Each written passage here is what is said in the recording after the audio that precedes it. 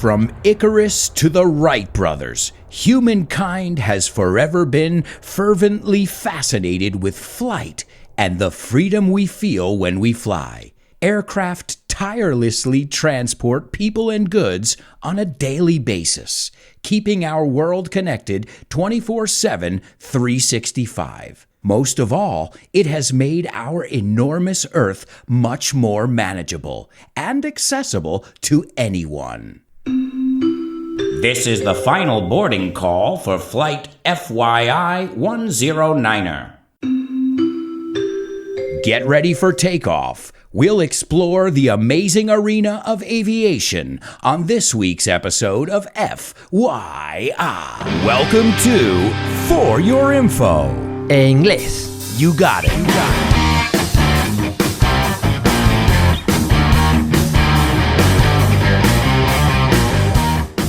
Hello, my amigos, and welcome to this, another exciting episode of FYI, For Your English, the show where we explore a wide range of different topics, and we explore tons of different things in English every week. Remember, you can listen to this show wherever you listen to podcasts. And a quick thank you to all of you. Wow. Oh, man, I am thrilled to the gills. We just celebrated a 1-year birthday. That's right. FYI turned 1 year old, and I couldn't be happier. We've hit almost 110,000 downloads, hundreds of positive reviews, and I want to thank you guys so much, not just for following, but for getting what I'm doing. Por pillar lo que hago aquí. And remember, guys, if you want bonus content, you can join our curious community over on Patreon. It's patreon.com/Alberto Alonso, and you can have access to bonus content every week. You can get PDFs with all the vocabulary and expressions that you'll hear in every episode, and you can get weekly and monthly classes with me. You can find out more at patreon.com/Alberto Alonso. And I'd like to take a moment to thank my patrons because this show would not be possible without them. So thank you to all my patrons, and a big shout out to my super duper students, Javier, Francisco, Tony, Roberto, Jose Maria, Mila, Alex, Patricio, Edgar, and Loles. And don't forget about my interstellar students, Carmen, Diego, Pilar, and Diana. You guys rock. And I decided, since this week it's really a very special episode for me because it is one of my hobbies. I am a total av geek. That's right, an aviation geek. We are called av geeks out there in the world. That's right.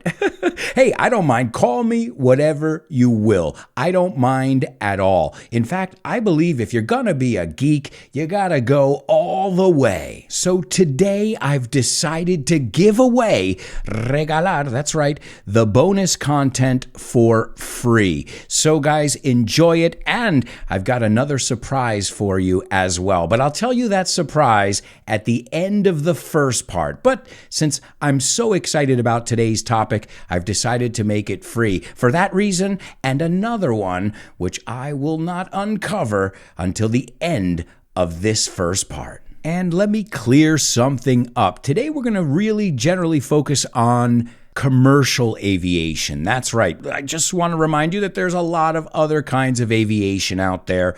You've got general, which is more hobbies and things like that. Cargo, which has become very, very important lately, and those numbers have expanded. Military aviation, unmanned, sin piloto. So this is an ever-growing, ever-changing industry. But at the same time, we're going to focus on the one that I think the general public is the most familiar with, and that's commercial aviation. So let's take a look at the intro, because as always, I like to put a lot of info in the intro to make sure you guys learn a lot of English right from the get-go, desde el primer momento. So I said from Icarus to the Wright Brothers, from Icarus to the Wright Brothers, los hermanos Wright. Humankind, la humanidad, has forever been fervently.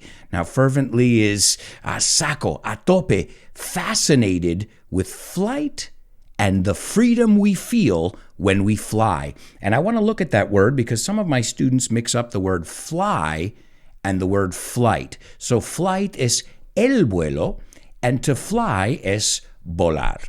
Then I said aircraft tirelessly, eso es sin cansarse, because they don't really complain too much. Aircraft tirelessly transportar, people and goods. And goods is mercancía, on a daily basis. That's another way of saying a diario. And it keeps our world connected 24/7, 365. And that's true. Some airports close, but other ones are open 24/7. And remember the time zones thing. So even if there's an airport closed in the United States, there's another one that's open in China. Then I said, most of all, it has made our enormous Earth much more manageable. And I want to pronounce that word together, manageable. It's a difficult one to manage. Okay, I'll stop. And accessible. Hey, there's another difficult word to pronounce. Accessible to anyone.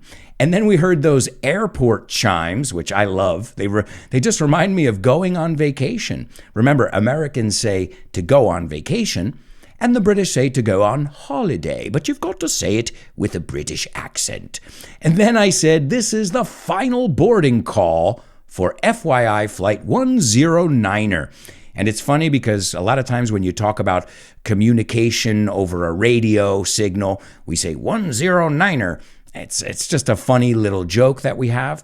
But of course, our call sign es nuestro número de vuelo e información de vuelo. Our call sign is FYI 109er, and this is the final boarding call. Y eso no es algo que quieres oír, al menos fuera del avión, porque significa que ya no van a avisar más. And as many of you guys know, I think even Madrid, this airport does not do boarding calls. So pay attention. I think it's a good idea because I don't need to hear when every flight is having its last or final boarding call. Be responsible. Take a look. And then I said, get ready for takeoff. Listos para despegue. We'll explore the amazing arena of aviation. So amazing, you know that word. I use that adjective quite a bit. Arena es arena, mundo, no? Of aviation. Are you guys excited? I am. Oh, and I totally forgot. I mentioned the Wright Brothers, but I wanted to look at Icarus. You say Icarus, if I'm not mistaken. The one who flew too close to the sun? Well, in English, it's Icarus, which is where this episode started. And I thought it was a good place to start. But as I said, we're going to talk about aviation today. And again, when we talk about aviation, I want to clear something up. We're not just talking about pilots and flight attendants, but there's a whole world associated with the travel sector, from travel agents to programmers, ticket agents, customs, aduanas, all the airport staff, hotels, restaurants. I mean, it feeds so many other industries. And I think something that made that blatantly evident was when we saw during the corona crisis, or whatever you want to call it, when aviation came to a standstill, the world came to a standstill. And thank God that all those planes were flying around and they were full of cargo. And that was an interesting story. I'm sure you guys have seen this on social media. But a lot of those planes that were passenger planes were converted to freighters. A freighter is a plane that carries freight or cargo, because they said, well, there are no passengers, but we need to move medical supplies around. So I thought that was really cool how the aviation industry continued to be the lifeblood of the world. Even when it was supposedly stopped at a standstill, there was still planes flying every day with crucial and vital supplies to get them all around the world wherever they're needed. And just to give you an idea of how big this industry is, I wanted to take a look at some stats. So here's a stat that I was pretty astounded by. As far as revenue, ingresos, the global aviation industry grew, are you ready for this? At a compound annual growth of around 5.3%, and that was between 2009 and 2019. Now remember, this was a strange year, so this year will throw off all the statistics. But the translation there is that aviation is a surefire winner. It's always growing. That does not mean it's easy to make a buck in aviation. A lot of airlines go under. To go under is estar en bancarrota. So that's something to think about as well. We think, oh, wow, it's such a powerful industry and it brings in, $838 billion. Yeah, okay. And remember, billion is mil millones. But also remember, this is a nonstop industry that so many people are involved in. I'm not saying you should start up your own airline, but maybe investing in aviation in some way, if you're a person who invests. I'm not a big investor. It's a business that grows exponentially. And as I said, in 2019, the industry brought in $838 billion US. Now let's translate that into other numbers. That means that roughly es más o menos, 100,000 flights take off and land every day all around the globe. 100,000, 100,000 vuelos. Now the average length of a flight is 2 hours or so. So if you do the math, that means that 6 million people are flying somewhere every day. And as I just said, those numbers are just going up. And as I said, in the transport industry too, that has gone up incredibly. So it's an industry that is on the up and up. And on the up and up means it's getting better. It's growing constantly. As I said, we have to put aside, dejar a un lado, the last year because of, what happened in the world. But the cargo industry grew. So you could argue that aviation, in fact, grew during a global pandemic. But as always here on the show, we like to go back to where it all began, back to where it all started. And we're going to Kitty Hawk in the United States, where two brothers, the Wright Brothers, I'm sure you know their name, I'm sure it rings a bell. Well, these guys, they got the first plane off the ground on December 17th, 1903. And that is a feat that everybody around the world recognizes. In fact, there are very few people that debate the Wright brothers being the first ones to have achieved the first powered aircraft, the first successful airplane. And most people won't debate that. Now, the telephone, that's a different debate. Ask Italians, they'll tell you it was Marconi. Ask Americans, they'll say it was Alexander Graham Bell. But here, not too many people dispute this one. And an interesting thing about the Wright brothers is they were bicycle guys. Yeah, their business was bicycles. And if you take a look at the Wright Flyer, their first prototype, the first plane that flew, you'll see bicycle parts on it. So it's actually quite interesting that in their shop, they said, well, we know we do bikes and those are fun, but let's see if we can get a bike that flies. And if you think about it, that's kind of what they were thinking. And I said, almost everybody agrees. There are some people that debate this, and that is our amigos in Brazil. If you ask a Brazilian person, they will say that Alberto Santos Dumont was the first successful aviator. Yeah, well, because they claim that the Wright Flyer, the plane that the Wright brothers first flew, took off from a rail, que usó un rail. And so he says that doesn't count, and that in that case, it was Alberto Santos Dumont who really invented the airplane, and I was going to say aviation. Yeah, really, by inventing the airplane, they kind of invented aviation. Have you guys heard the joke? If two wrongs don't make a right, what do two rights make?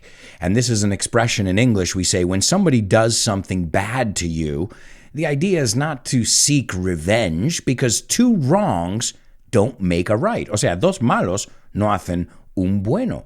So, here's the joke now that you know the expression. If two wrongs don't make a right, What do two Wrights make? The first airplane. Okay. All right. Hey, I tried. It's a classic one, but yeah, I know it's a bad one. All right. So that rivalry between Brazil and Americans and the rest of the world. But that's not the only rivalidad in aviation. As many of you know, I'm sure two names that ring a bell are Boeing and Airbus. And those are the big boys. It's Boeing, the USA, versus Airbus, the European giant. But before that, there were other aviation companies. In fact, one of the most famous ones was McDonnell Douglas. They created some of the most amazing planes ever. But in 1997, there was a merger with Boeing. But I don't know why they called it a merger. A merger es una fusión. I think it was more of an acquisition. Because, okay, I know the MD-80, some of these planes still fly, these McDonnell Douglas planes, but you don't hear that name anymore. So let's put it this way. Boeing bought McDonnell Douglas. ¿Y os suena McDonnell Douglas de algo? The DC-10, DC-10, that's right. So even though you don't hear about them now, you couldn't talk about early aviation without talking about McDonnell Douglas. But as I said, now they're owned by Boeing. So there are two masters in the aviation industry, and that's Boeing and Airbus. All the smaller companies were bought out by those companies. But again, you couldn't talk about aviation and the legacy, el legado, without talking about these companies. Oh, and don't think China is not working on their own. Of course, they have their own plane too. It's called the Comac. That's the manufacturer. It's the Comac C919. So that's right. Now, you don't hear much about them. We don't buy many of them over here in the West, in el Occidente, because, well, think about it. Why is Europe going to spend money over in China when they can spend money in Europe? But that's not always true, because a lot of American airlines, I don't mean the brand, but I mean American airlines, a lot of them use Boeing, use Airbus planes and vice versa. You'll see a lot of American brands using Airbus and a lot of European brands using Boeing. I mean, it's about getting a good deal. In the end, the aviation industry is like any other business. A ver quién me da el mejor chollo. I think recently, IAG, which is the Iberia group, that's Iberia, Aer Lingus, all these guys, they recently bought 737 MAXs, which those are American planes, son aviones Americanos. Did I say AIG? I think it's IAG. Yeah, it's International Consolidated Airlines Group. Yeah, I always get confused with those acronyms, but they are a huge group. It's Aer Lingus, it's British Airways, it's Iberia, so you're thinking they've got to buy European planes. Well, that's not the case. They've just put in an order for tons of American planes. So who's going to give me a better deal? We couldn't talk about airplanes without talking about safety or accidents, however you want to look at it. I look at accidents as, well, that planes are just that much safer. This is something that you hear. Unfortunately, we still hear about plane crashes and accidents, but it's less and less every day. We hear about this or these kind of stories few and far between, no? Con poca frecuencia. So that's good news, although we still hear about them. But remember this, every accident that happens makes the next flight even safer. The sad part is, unfortunately, lives get lost. But sometimes there are mistakes. What I've noticed is it's usually a chain of events. It's engineers that, that metal doesn't work there, or that metal fatigued. So that's why they have like the NTSB, the National Transportation Safety Bureau, that investigate these.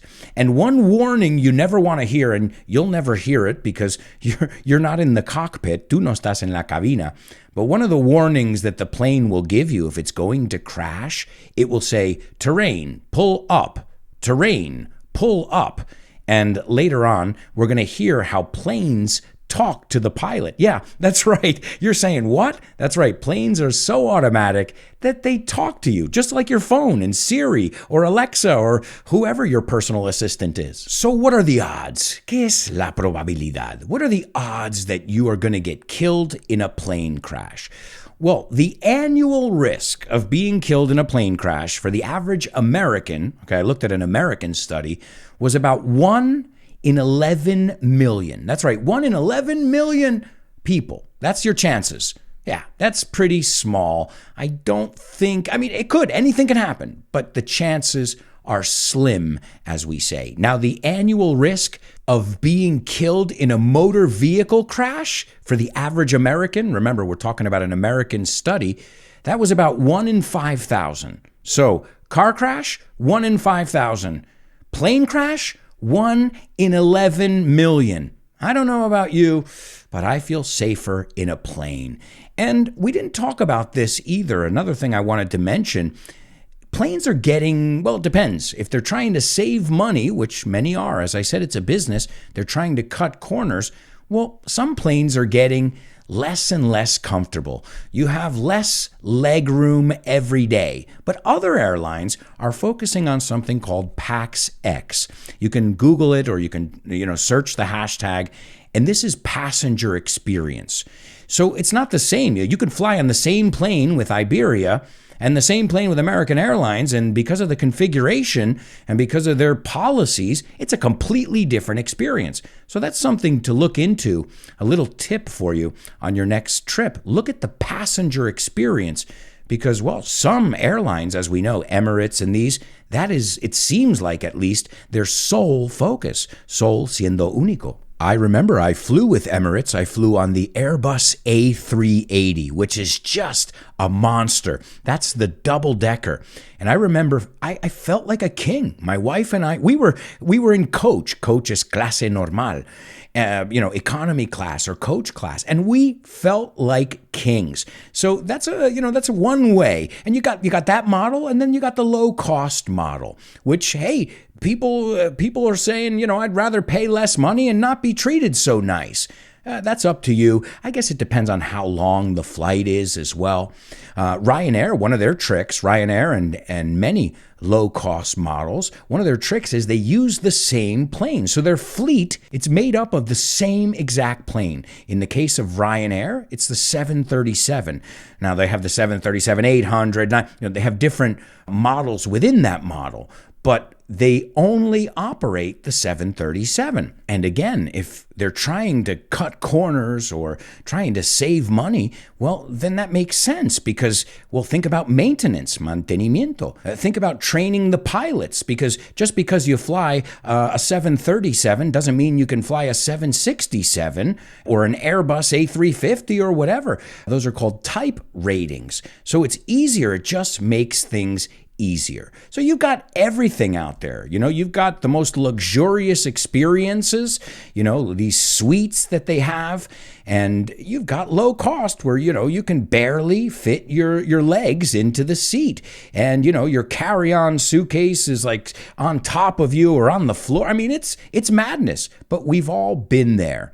And speaking of luxury and passenger experience, we're not going to talk too much about it because we're running out of time, but airports, man, I remember airports used to be functional things like take a look at the airport, buy a newspaper. And now it's like these beautiful, luxurious airports.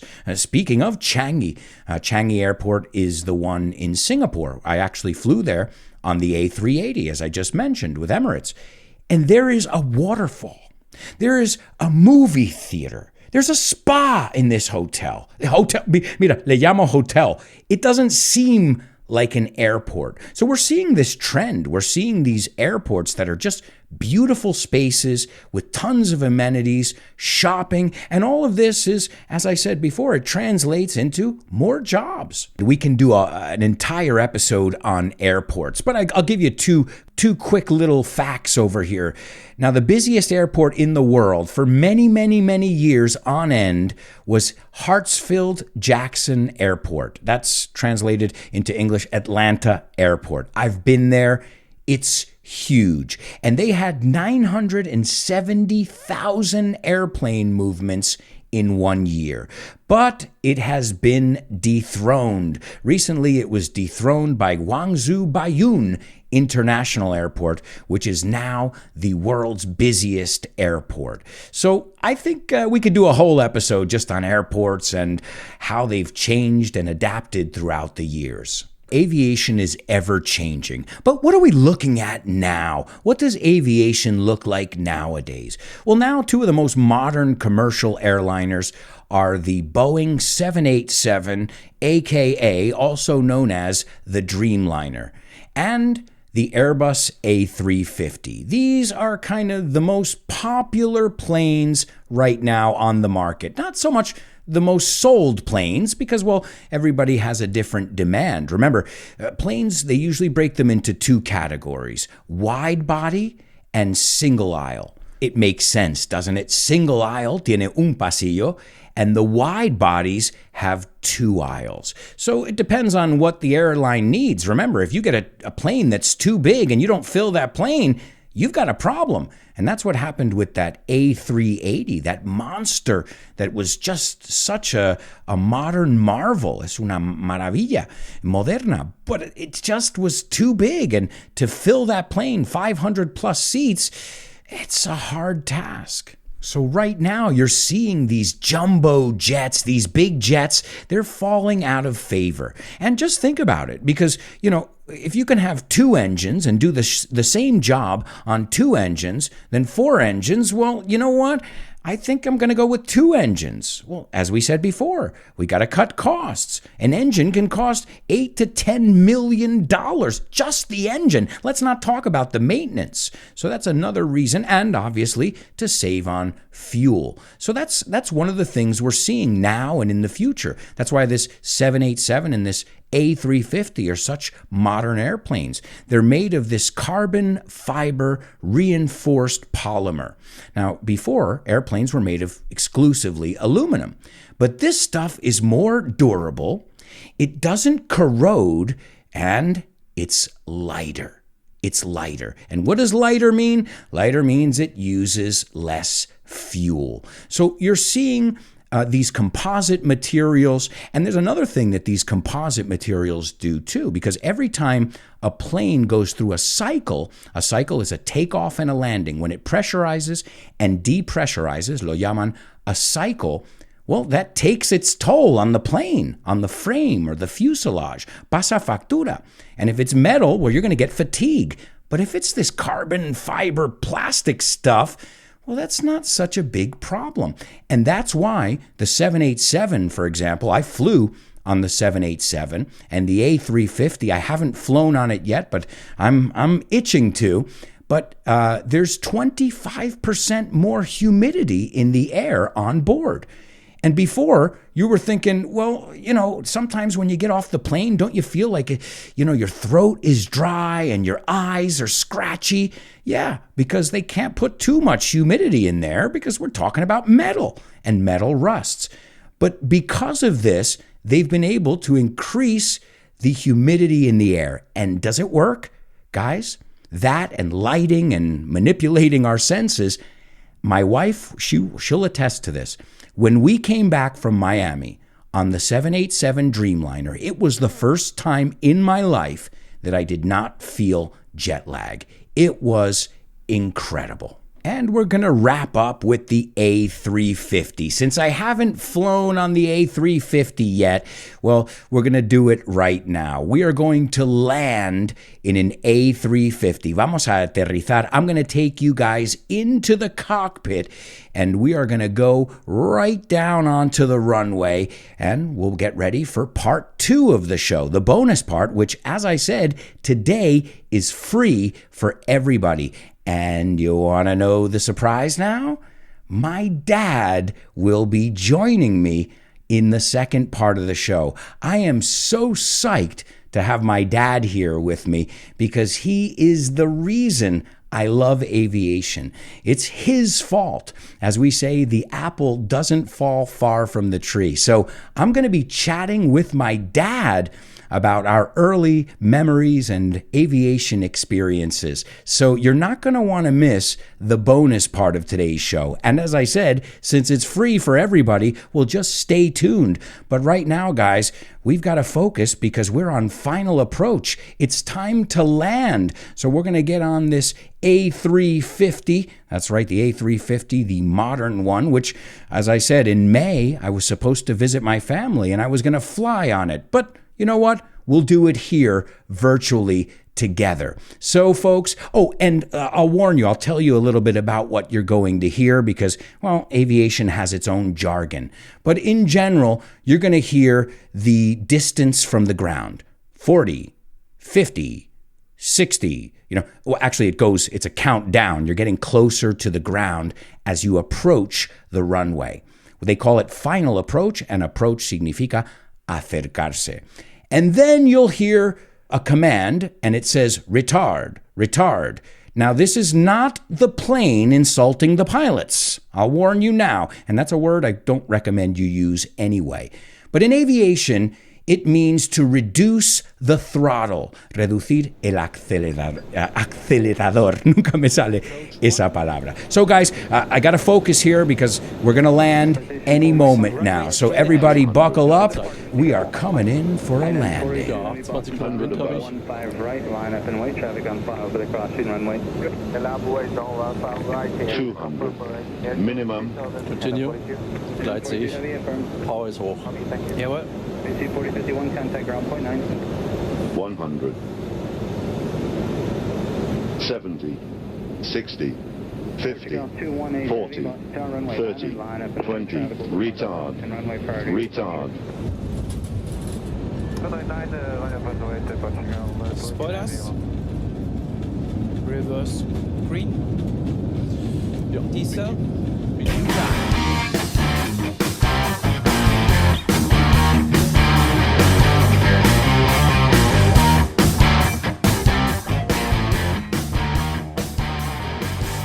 And now, the moment you've been waiting for. I told you guys he was coming.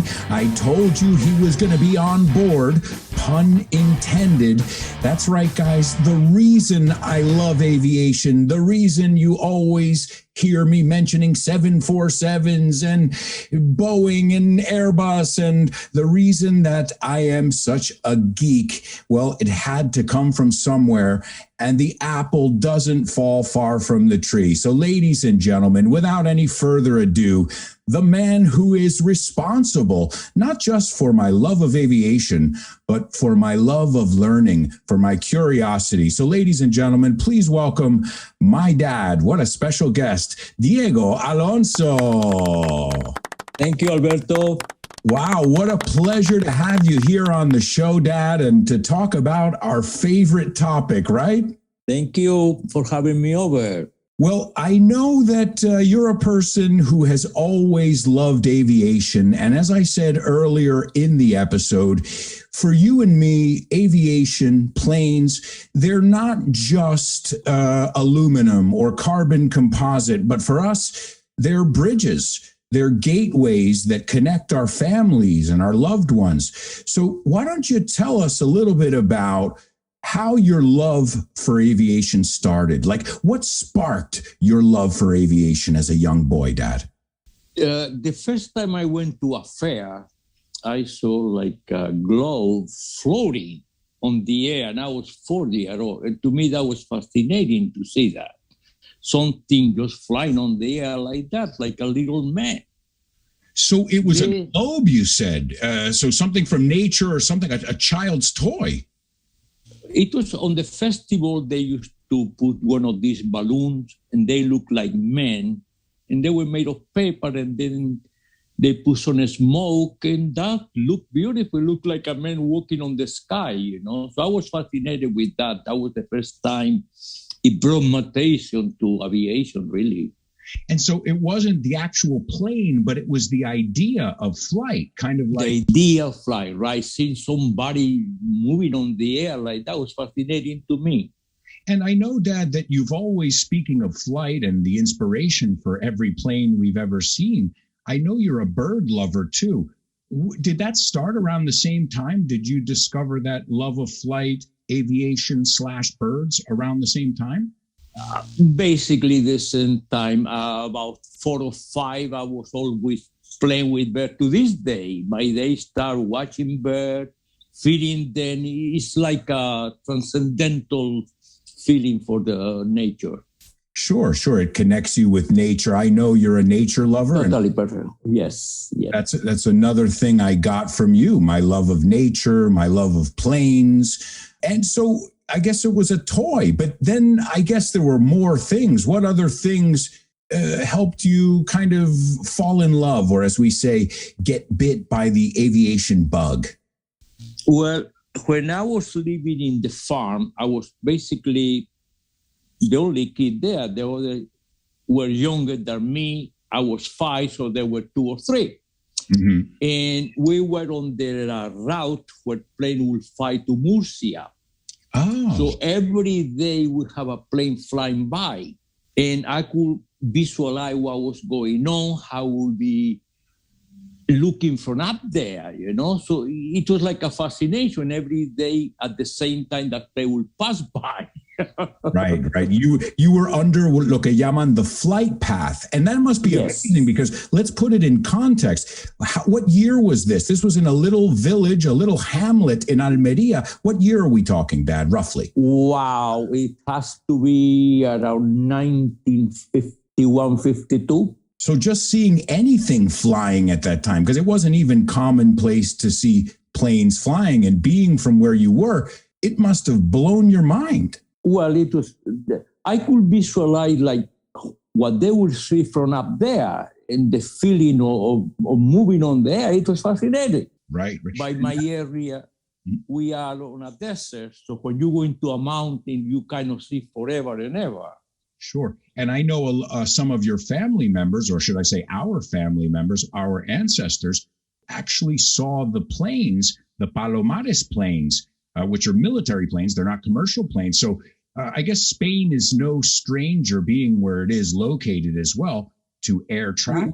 Yes, the position that we are is like a pathway for airplane. And this airplane in the 1960s, early 1960s, they were flying from Seville to Turkey, I understand. So like every night and minute, they would be passing by day and night. Right. So we kind of knew the schedule. Right. And you know what? I think you didn't even know the word back then, but that was your early days of plane spotting, wasn't it? Yes, indeed. And what I'm going to share something with you. One day working on the farm, I was a little kid. I had like a sonic boom. At that time, I didn't know what it was. Mm-hmm. But everybody started screaming, "What was that? What was that?" And then we hear a plane passing by. So then we gathered that it was a sonic boom. But I dropped my tools on the floor and started running. I mean, I can imagine a sonic boom is scary, even if you know what it is. But if you don't know what it is, it must have really been surprising. Now, did you ever imagine, Dad, when you were looking up at those planes, 2 things? A, that you would be flying on those planes and seeing that same view yourself. And B, that you would be able to, using your smartphone and an app, be able to determine what kind of plane it is, where it's going. And I know you're like me. And when I look up at the sky and I use my app, I say, oh, these people are going from Madrid to Cancun. And I start to imagine the lives of the people. Are they going on vacation? Some are going on business. And when you think about aviation like that, as I said, it becomes so much deeper than just a plane flying around doing a route. It's connecting people. It's something, it's in me. It's something like part of me. I'm part of it, Mm-hmm. I had that fascination for it. And did you ever imagine, though, that you could be like see the specific plane, in real time? Did you ever imagine that when you were in the 60s, when you first got into aviation? Not even on a dream. Right. It's incredible, isn't it? And I'm a dreamer. It's true. You're open-minded. I've been on most of them. I had the privilege of film right from the cabin, Mhm. from the DC-3 to Constellation, name it. We I was looking. We actually talked about the DC-3 in the first part, and this is, one of the most amazing aircraft Yes. ever created. So you've had the pleasure of being on some amazing aircraft, but you know what I want to Yes. know? Which was the one that popped your cherry, que te inauguró, como decimos? What was your first Well, flight? the queen of the sky, the 747. To me, that was a fascinating airplane. Fascinating. Was that your first flight, though, or was it a 707? No, the 707 was my first flight Uh-huh. from TWA. The flight would start on Rome, Madrid, and then New York. Okay. So that was fascinating. After that, everything changed. I no longer was from Marshall. I became like kind of international. Your world, as I said earlier, it opened up your world. You saw the possibilities.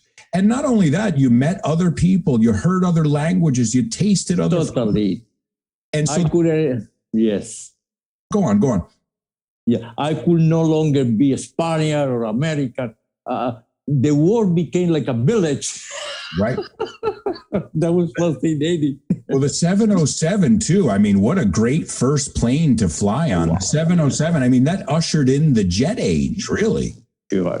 And a fascinating plane. I looked at many times after that until the 747 came, And what's interesting? Here's the connection. The 707 was your first plane. My first plane was the 747, which is both of our favorite plane. And guys, at the end of the show, my father and I are going to talk you through a 747 jumbo jet going through its takeoff rotation. So that's going to be a lot of fun at the end of the show. But I'm sure we've had some really amazing memories together. You have probably earlier ones than I do, but I could swear we used to go to JFK and we would make a day of it when your mother, my grandmother, Mama, would come on plane, or any family member. We would go to the airport, JFK I'm referring to, hours earlier with picnic. I mean, tell me a little bit about those days where you would take me, because those are the days where I started getting bit by the bug. Because when a 747 takes off over your head, I don't care who you are going to be affected. Yes. Tell me about those days when we would go to JFK, because obviously I was very young, and I'd love to hear more about those excursions. And I was always, I remember being in the car before you, like, I'm ready, let's go see planes. Pick up my mom, Yes. So what we used to do, we take like a picnic day, at least once a month or at least every 2 months. And we will pack our food. And Pan America used to have like a terminal, and you could park on top. So on the roof, you were right on top of the 747. You could almost touch them, how close they were. So I will bring a ham radio. And I would track the plane. It was fascinating. We have binoculars. You and Natalia will come along, right? And it was just a splendid day running around there all day. Dad, that's one of the things I love about you. Like, somebody else would say, oh, we got to go sit in traffic and go to JFK because everybody knows there's no easy way to get to JFK. But no, we made it, like, como se dice, we made a day of it. And you said, we're going to go look at planes. We're going to pick up your grandmother, so that's another thing too. I associated plane spotting with being reunited with families. Every time I saw a plane, I was flying to Spain to spend the summer with my family. So I can't imagine my life without planes and without aviation. And it's all because of those trips to JFK. Another thing that you got me into, and you still go with Mom, air shows. Total fascination. That is the mastery, is the brain of the man taking over a machine and doing it. Like, here I am doing like a bird, It's fascinating. It's almost a way of conquering nature and saying, I will fly. That's fascinating. It's such It's like we take our brain, and put it in that machine and do with it whatever we want. It's beyond fascination. Right. And how it's connected the world and everybody around us.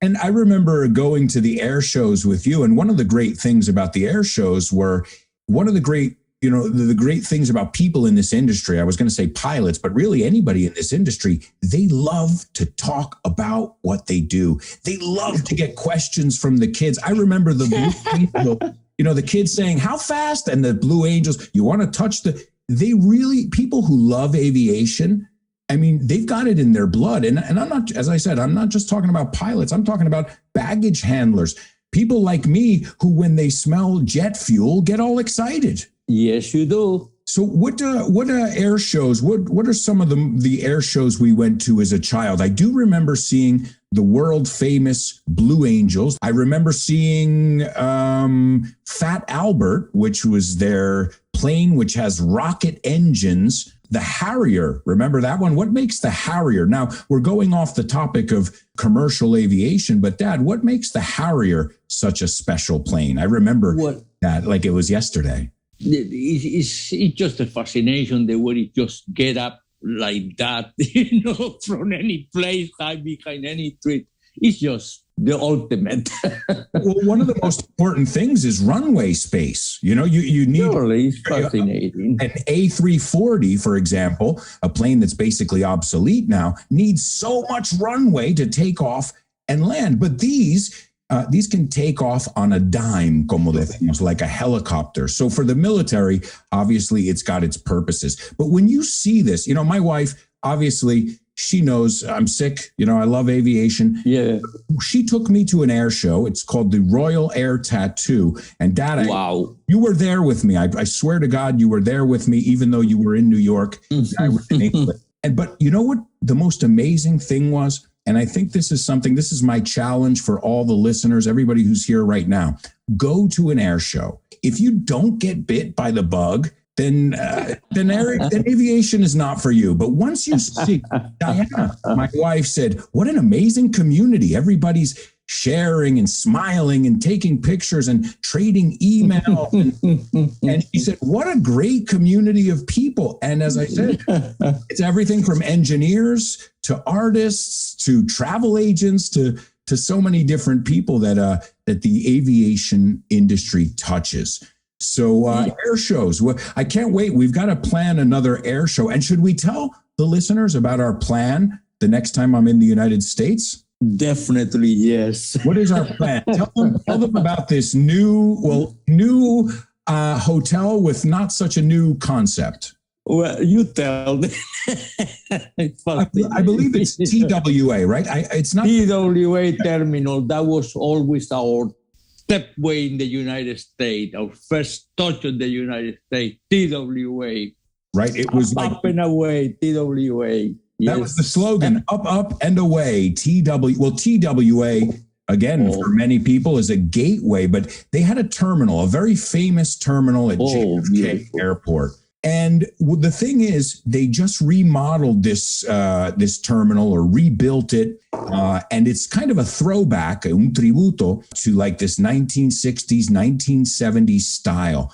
And you can spend the night at this hotel that looks like an aviation terminal, and you can see planes. So I told my dad the next time I'm in the United States, we are going to stay there together. And I have a feeling my wife is just going to leave us, to ourselves. But you know what I was thinking about too? Going back to air shows, Mom and you recently, or maybe it was a year or two ago, went to an air show, and I have the pictures. I'll share them with the patrons. And it is incredible, Dad. The look on your face is like a 7-year-old boy, a 5-year-old boy discovering ice cream. True. It is and that I think is the beauty, and that's what I want to leave people with here today. The beauty of aviation. Again, moving past the engineering and the brilliance and all the amazing people that had to put their heads together to do it. There's a human part behind it. There's a nature part behind it, as we said, talking about how these planes imitate birds in the end. Oh my God. It's beyond. Bird cannot do what planes do. Absolutely. Absolutely. All right. Well, we've got to say goodbye because we're running out of time here, but this has been amazing. You know, I just can't wait to continue to build our relationship, our aviation relationship, our one of many facets that we have in common. But I want to say, Dad, thank you. Thank you for being here. Thank you also for inspiring me and making me not just be curious about planes but to be curious about everything and look up to the sky and ask questions. And I thank you for that. I think that's something now with my daughter. I'm teaching her to love to learn. He already does. She's way ahead of me. Ya me tiene adelantado. Beautiful. That's fascinating.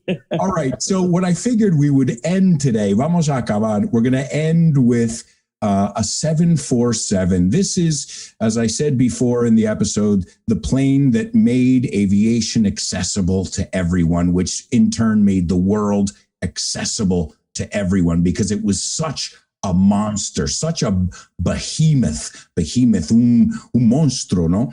And it's the 747, the Boeing 747. And I'm going to take you guys right now, my father and I, we're going to go into the cockpit, a la cabina, and we are going to take off. To take off, as we said, is despegar. So let me explain what I'm going to do right now is explain what you guys are going to hear. So this way, when you hear it, you'll know what you're listening to, okay? Because remember, this is very specific jargon. Jargon is jerga técnica, but that's why I'm going to explain it to you. So he's being cleared for takeoff.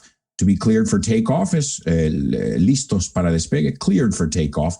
And then ATC gives him clearance, and they say runway 22 left. And it's interesting because the runway might be 22, but we never say 22. Remember, as we said in English and with everything, communication, clear communication is the key. So runway 22 left, you'll hear him say. And Dad, I thought this was an expression, an interesting thing to express here, that the runway numbers have something to do with geography. Yes, indeed. The heading in which the plane is taken off, right. The degrees. Absolutely. Yes. So runways are numbered from 01 to 36. You'll only see those numbers because it's from 01 to 360. So Alberto, yes. I'll add, today we are going to be flying with Captain Kelly, Julie, Kelly, and a bunch of crew is coming aboard. All right, so a shout out to all my dad's friends. Dad, let's do a shout out to our patrons because you're a patron as well. The captain will be Lee Kelly. All right. So then what we say next, what you'll hear is he gives the call sign. The call sign is when they say Iberia, flight 475. It's funny because some have very comical call signs. Do you know the one, Dad, for British Airways, what their call sign is to ATC? No. Speedbird. think about who had the Concorde. Okay. Aer Lingus. You're going to love this one. Aer Lingus. Doesn't matter if they're flying to Madrid. They say Shamrock 12309er. The next one, another one too. I love this one. AirTran, which is Floridian. Citrus is their call sign. So it's call sign and then the number, which of course they guys remember communication being key. They have to say that before every communication. Yes. Then he says, you'll hear in the audio, he says thrust set. And the thrust is el empuje, no? El acelerador. And you'll hear it. Listen carefully, you will hear it. And then the engines start to spool up. This is a great word to know. And he says 80 knots. Now remember, they use nudos, 80 knots. Then you'll hear him say something very, very important. And that's V1. And V1 is a very important thing, which is the speed beyond which takeoff should no longer be aborted. So when they utter the phrase V1, there is no turning back. That's the translation. V2 is takeoff safety speed. He then says that once they're off the ground, he says V2. This is the speed at which the aircraft can climb safely with one engine inoperative, which would mean one operative because many planes today have two engines. Now, Dad, do you know the speed? I wanted to look at the speed at which a commercial passenger jet cruises before we say goodbye. Wow, I would say about 900 kilometers an hour. You nailed it. The number I have here is about 926 kilometers per hour. It's about 400 to 500 knots. So that's wonderful. Now, commercial planes take off. It's not the same speed, but they take off at about 200 to 257 kilometers to 289 kilometers per hour. Yes. It depends on the plane. It depends on the speed. There are so many factors that have to be calculated in there. And then landings take place at about 241 to 265. So takeoffs and landings, we can say, are around 250 kilometers per hour, just to give you an idea. And then he says the most beautiful thing, the magic moment, as I say, rotate. And this is when the plane lifts off the ground and the magic moment happens. Then you'll hear the captain, we could say, or the first officer, que es el co-pilot, sería pilot, pilot, or captain and first officer. And then he's positive rate of climb. Climb es de ascender. And then you'll hear another very important thing, gear up. And that's when the landing gear is pulled up so that the plane can be more aerodynamic. So we're going to listen to this right now, but I wanted to give you guys, just a little cheat sheet, just so you guys would be able to understand pilot jargon. All right. So my amigos, Dad, thank you so much for being here. It's been a pleasure. My love to all. And guys, I'll leave you with this thought as we get ready for takeoff. If you keep at it, your English will take off. To take off is just like a plane, to go to new heights. And just like in aviation, it will take you places and connect you with people and places along the way. Thank you so much for being here on this episode of FYI. We're ready for takeoff. Ciao.